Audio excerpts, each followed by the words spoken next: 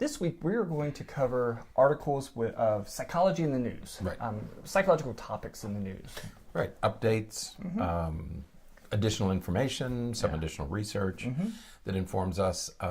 So we've picked a couple of topics that have appeared in the month of November, sometime in the month of November, that either updates current policy decisions or in some cases sets some new directions that we ought to be aware of. So we thought we'd pass this information on to our listeners. And we're starting out with, just call it a big dog. This is a big one. It really is. And this is one that could be a big discussion that we could do, even for one of our longer form, like Saturday. I would love to interview some of these people and talk to people about some of these issues. But today we're going to talk about a little bit of strife between the National Rifle Association or some members, some people from the National Rifle Association, and some people from the American Medical Association. Right. The NRA, whether you like it or not, that's not the issue, or whether you agree with them or not. I know there are two, there's a great divide here on this issue. But there are some members of the NRA, as with any organization, I mean, it's not just the NRA, that whose job it is to make sure that nobody infringes on what they believe are their Second Amendment rights. And we talked about the Second Amendment. There isn't consensus on the Second Amendment. It's left to, like many amendments, it's left to interpretation, especially the first 10 amendments. Again, I think the Founding Fathers were wise in making them a little bit ambiguous because it allows for change and organic development over the years. So the Second Amendment is no different than the others. And there are members of the National Rifle Association whose job it is to make sure that they keep critics at bay and they don't let anybody infringe on their rights. Right. And someplace that's called lobbying. Okay. So recently, somebody from the NRA made a statement that said, and I quote, Well, before they wrote this in response to the American College of Physicians position paper that was published recently that provided some guidelines as it relates to gun safety, gun ownership, gun safety, and things like that. Right. And this was a position paper based upon what they see in practice and what little research there has been in this area, and then they created, which they do about everything. You know, they did similar position papers on smoking and similar position papers on alcohol use and carbon emissions and all kinds of things. So this isn't a specific target against or about guns. It's just this was one of the topics that they covered among many. Right, because as physicians, it is their responsibility to discuss public health policy and public health issues. And all they were saying in this policy statement is that of the many tentacles there are related, or the many issues involved in gun ownership and gun use, one of them is it a public health issue? Is it the people coming into the emergency rooms are coming in because of automobile accidents, because of falls from ladders, because of faulty equipment. They come in and these become public policy, public health issues. So I think what the physicians were trying to say is perhaps we should look at guns or gun accidents, gun injuries. Some are not accidental. Right, gun-related injuries. Guns-related, as a public health issue, not just ownership or whatever. Okay, so and they were saying that perhaps we should learn more about this and treat it as a public health issue rather than anything else. In response to that, the NRA said they in a tweet, because we tweet now in this country. Someone should tell self-important anti-gun doctors to stay in their lane. The NRA tweeted Thursday, and they said half of the articles in the Annals of Internal Medicine are pushing for gun control. Most upsetting, however, the medical community seems to have consulted no one but themselves. That was the tweet from the NRA. In response, this elicited a tremendous response from physicians. It struck a nerve in the physicians, and rightfully so. Okay? I think that, again, not taking sides, but just to say this is how it began. This is how this little fight began. Okay, and the NRA responded, and then there were physicians, individual physicians, who responded to the they should stay in their lane comment. I think that's what upset them. Right, and you know, the overwhelming response tended to be, you know, the fact that that talking about gun safety is within their lane, because, you know, they are responsible for treating people with gun injuries. That's right. You know, and some of the response tweets were pretty graphic in showing, you know, doctors with scrubs, bloodstained scrubs, and operating rooms with, you know, with bloodstained clothing and wound care. And yeah, one doctor in particular said, you know, this is not just our lane, this is our highway. And there was a little expletive in there.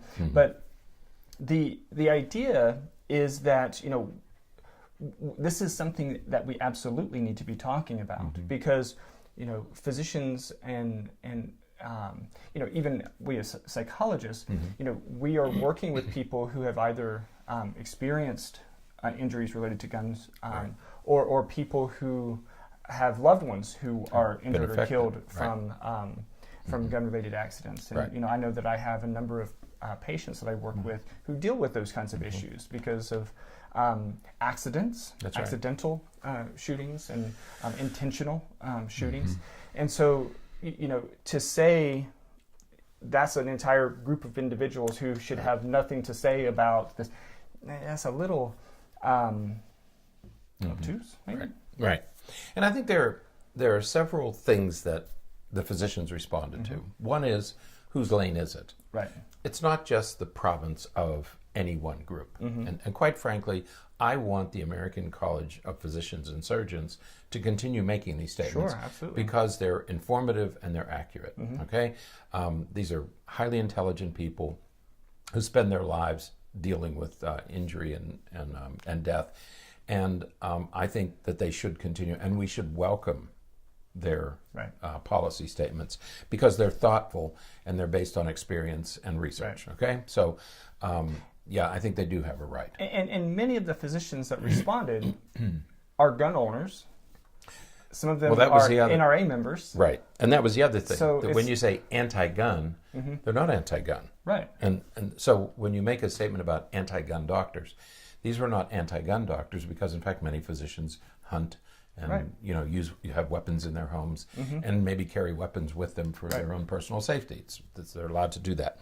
So I think anti-gun was one issue.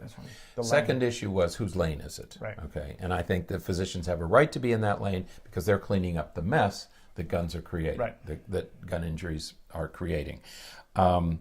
It's their job to reduce. It's the physicians in our society. One of their jobs is to reduce injury, accidents, and death, whether it's from cars or cigarettes or alcohol or OxyContin. Okay. It's their job to do that. So it is their lane, just as drug abuse and addiction and every other cause of death is their lane. That's what they should be in that lane. It is their highway. Third thing, I think, that where the physicians took issue was that they were being accused of, they never consulted with anyone, and they don't have any research to back up what they're saying. And that leads to the second part of this article. Right. Because for many years now, since 1996, the NRA and different lobbyists have worked very hard to ensure that there is little to no funding available to do some of this research, to research issues related to gun safety and gun-related injuries. Yeah. One time, maybe a year ago, we may have talked about this. That there was a senator. It was after one of the shootings. I think it was earlier this year, after Marjorie Stoneman Douglas. I think was it that one? I think so. Okay, and that would have been in the spring. Yeah, February this year. Right, And there was a senator or a congressman, I think he was from Arkansas, who managed, he succeeded in pushing through a bill in 1996 that said the centers, and I'll read it as it appears, the CDC, Centers for Disease Control, mandates none of the funds made available for injury prevention and control at the CDC may be used to advocate or promote gun control. So in other words, the CDC can do research, but they get no funds. Right. If you want to do research on anything related to gun, that might even smack of gun control, and you don't know going in because the research might say there is no connection, okay? But you cannot do any, we will not provide any funds. It's against the law. Right. Which is odd. It's against the law to provide money to do any research at CDC. If CDC wants to do that research, that's fine, but they're going to have to take money from some other project, right? Okay, which has had a chilling effect. And in fact, we haven't been able to do research since 1996. Right. It's like because marijuana. All of the funding that goes to the CDC is allocated for specific things. Right. And so there's a particular pot that's available for injury prevention and control, and it's saying that none of that, and that of course is where funding should come from to go to that, because that's what we're talking about. We're talking about injury. And again, it would be like saying that we will provide no funds for research into drug addiction or car safety or airplane or whatever else might harm anybody. So it's had a chilling effect. We had the same thing with marijuana because marijuana, there's a federal law against the possession of marijuana, even for researchers. Right. And so for many, many years, for 60 years, we've not been able to do research on marijuana. We've had to rely on research from other countries to know what the real effects of marijuana are, especially in young people, teenagers and young adults. We weren't allowed to do that research, which is sort of odd policy, but most people don't realize that. But so anyway, there was a law passed recently, I think in March of this year. The CDC has the authority to do research, but the old 1996 law stays in effect that says we're not going to pay for it. You don't get any money for it. Right. Okay. So we've had that chilling. So the doctors are saying, okay, we'd like to have more information, but unless we have money to do the research, don't criticize us for not having the research that you prevent us from doing, or that you have succeeded in prevent us from doing. Incidentally, as a footnote, the congressman who was successful in putting forth that law died, I think, last year or the year before, and in the intervening years between 1996 and the time of his death, has apologized many times for passing that legislation and has joined together with a gun, some other group or some other individual who is advocating for repeal of that law we can do the research. Yeah. So anyway, there's a little footnote there that even the man who passed that has had second thoughts about it. Right. So a lot has come from this little spat between the American College of Physicians and Surgeons and the NRA.